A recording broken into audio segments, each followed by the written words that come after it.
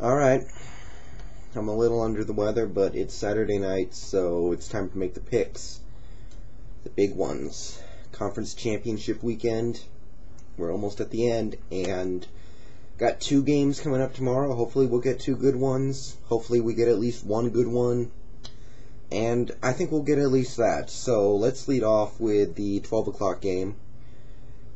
The Colts hosting the New York Jets, and I think it's nice that we play this game first, because I think this game has more of a possibility of getting out of hand quickly, and then people lose interest, but then you have a second game coming up immediately afterwards, and I think the scheduling worked out pretty well here, so I'm not going to lie, I didn't have to think about this one for very long. I didn't debate it too much, back and forth in my head. And, the Jets have proven a lot to get to this point, and they deserve a lot of credit for everything that they've been able to do so far this year. But I'm looking at this game. One thing I want to say before I delve into the game is Jared Powers looks like he's not going to play. And that's disappointing to me, because Jared Powers, you may have not heard of this guy, but he's a cornerback on the Colts. Low draft pick, he's a rookie, but he's good. He's one of those low-round gems that the Colts have dug out this year, along with, Antoine Bethea, who I think is going to play, but I'm not totally sure. The Colts are good at getting quality players out of lower rounds, it seems like. It seems to be something they can do to compensate for often having low picks and spending high picks on the offense. And, they're going to need them against the Saints and Vikings if they get that far. So, against the Jets, maybe not so much. Not as many good receivers and not as prolific of a passing game. So, I guess the focus of this game is all about, Darrelle Revis, because for the Jets to have a chance at this game, to have any chance at all, he pretty much has to completely shut down whoever it is he's covering.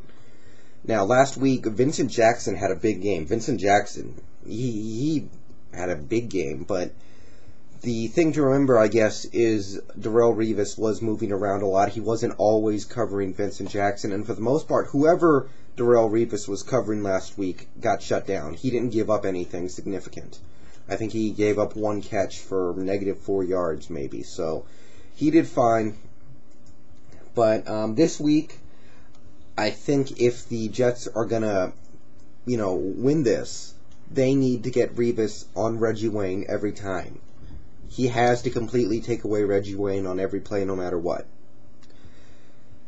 I don't know how easy that's going to be within the Rex Ryan defense, but I think that's what they need. I don't think he's going to help them that much, shutting down occasionally Reggie Wayne, occasionally Pierre Garçon, occasionally Austin Collie. So they got to figure out a way to work that out. Because if the player that Darrelle Revis is covering breaks 1 big play or has a couple good catches, it's probably already done. That's kind of my first feeling. The Jets need to play pretty much perfect to win this game. They can't afford anything, really. Anything to not go their way. They also got to take care of Dallas Clark. The Jets have been one of the best teams of the league at defending the tight end this year, but last week they had a big game. They gave up a big game to Antonio Gates, and in Week 16 against the same Colts team, Dallas Clark was having a good game before all the starters got pulled. So I don't know how they're going to be able to shut down all those guys. Now, one thing that does play into the Jets' favor here is that you can run on the Jets, but the Colts can't really run on anybody.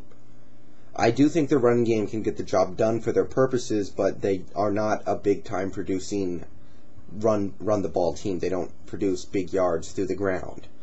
That being said, you can run on the Jets, and if the Colts can find a way to break off 1 big run, maybe that's all they need.